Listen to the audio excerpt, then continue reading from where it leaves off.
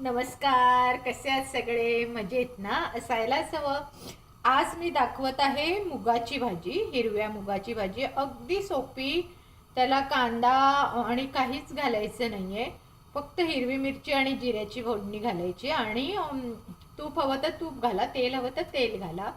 जर तुम्हाला उपवासाला खायची असेल तर तूप घाला, नाहीतर मग तेल घाला. तर मी आता ही उपवासाची करत आहे म्हणून थोडं तूप घातलेलं आहे. आणि हे पहा, इथे मी हे माझे असे मूग मी इथे हे बघा हे भिजत घातले होते. मूग हे डायरेक्ट सुद्धा शिजतात, पण भिजत घातले तर जरा छान शिजून येते उसळ, म्हणून मी थोडे भिजत घातले होते. काल रात्री घातले होते. आता फक्त तेल तापतं की नाही ह्याची वाट बघते. काहीच घालायचं नाही. मी मगाशी म्हटल्याप्रमाणे हे उपवासाचं मीठ घाला. हे सैंधव मीठ म्हणून जे मिळतं हे बघा. काही जण ह्याला ब्लॅक सॉल्ट पण म्हणतात, काही रेड सॉल्ट पण म्हणतात, पण हे खूप छान असतं. तर हे घालायचं आणि जिरं घालायचं. बाकी काहीच नाही घालायचं आहे आपल्याला. तर फक्त आता आपण वाट बघायची. हे तेल आपलं तापतंय की नाही. तोपर्यंत मी काय सांगत होते, हां, मिरची घालायची आहे ना आपल्याला. तर ती मी मिरची जरा घेते. जरा मिरची जरा कापून घेईन असा विचार करते. जरा बरीशी घेतली पाहिजे.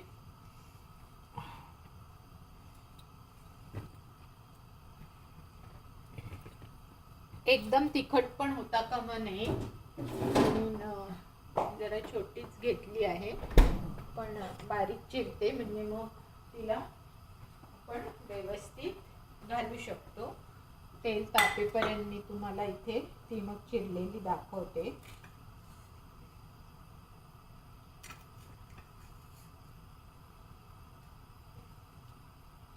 जरा मोठे मोठेच तुकडे ठेवते, म्हणजे मग जर आपल्याला नको असेल तर आपण काढून टाकू शकतो म्हणून. आणि माझ्याकडे एकच वाटी मूग होते, त्यामुळे मी 1 ते 1.5 मिरची घेतलेली आहे. जसं तुम्हाला तिखट हवं असेल तसं. ही बघा, ही अगदी 1 ते 1.5 मिरची मी मोठी मोठी कापून घेतली, म्हणजे मग आपल्याला त्रास नाही होणार. हे बघा, तेल आता छान तापलेलं आहे. आता मी ह्याच्यामध्ये हे जिरं टाकते. जिरं मस्त फुललेलं आहे. आता मिरची टाकते आणि मिरची टाकल्यावर या मुगातलं पाणी मी जे आपण भिजत घातलंय ते काढून टाकायचं. आणि हे मूग घालायचं आणि ही फोडणी अशी झाकून ठेवायची. ती झाकल्यामुळे काय होतं, त्याचा स्वाद आतल्या आतच राहतो आणि छान भाजीला खमंग वास येतो. आता हे बघा, ही फोडणी झाकल्यानंतर मग मात्र तुम्ही चमच्याने तिला ढवळू शकता. आता गॅस जरा मोठा करते, मीडियमवर करते आणि छानपैकी हिला ढवळते अशी. तुम्हाला हवं तर तुम्ही शिटीही काढू शकता, पण मी बाहेरच शिजवते, कारण शिटीचं काय होतं, कधी कधी आपल्याला कळत नाही आणि खूप शिजली जाते ती, म्हणून मग मी बाहेरच शिजवते. थोडंसं पाणी घालते. आता माझ्याकडे 1 वाटी हे होतं ना, मूग होते, तर त्याप्रमाणे मी 1 वाटीला 1च वाटी पाणी घालते. आणि जसा मी नियम सांगितल्याप्रमाणे पाणी हे नेहमी गरम करूनच घालायचं उसळ्यांना. कधी पाणी असं थंड पाणी नाही घालायचं.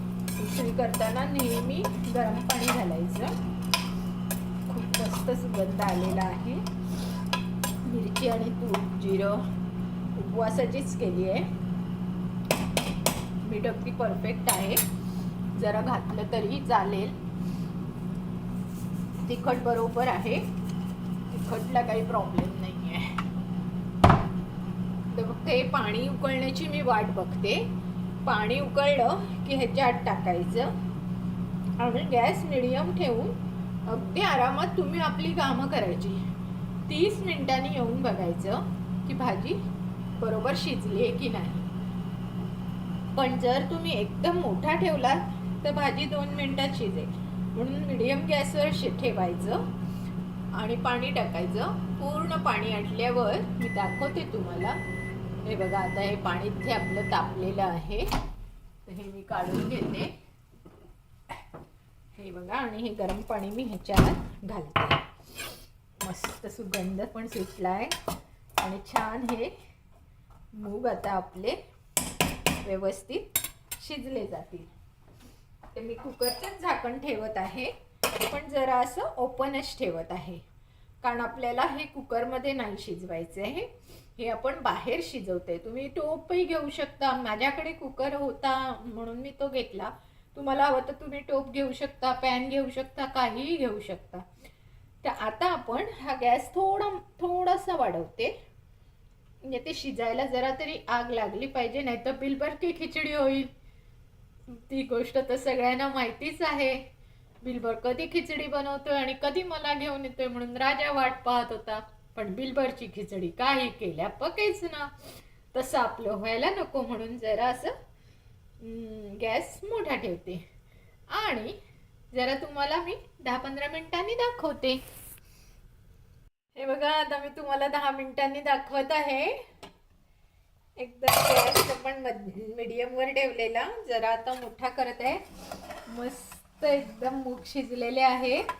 वाव, किती सुंदर. हे बघा, पहा बरे किती छान भाजी झालेली. आणि हे बघा,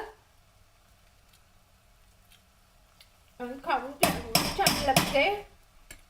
मी तुम्हाला दाखवते जरा जवळ नेऊन. ही बघा, ही बघा, दिसली तुम्हाला किती छान मूग झालेले आहे. तर तुम्ही आता काय करायचं, अशा प्रकारे भाजी बनवायची, मला व्हिडिओ टाकायचे. आणि हा माझा जर व्हिडिओ तुम्हाला आवडला असेल तर लाईक, शेअर आणि सबस्क्राईब करायला विसरायचं नाही. बाय.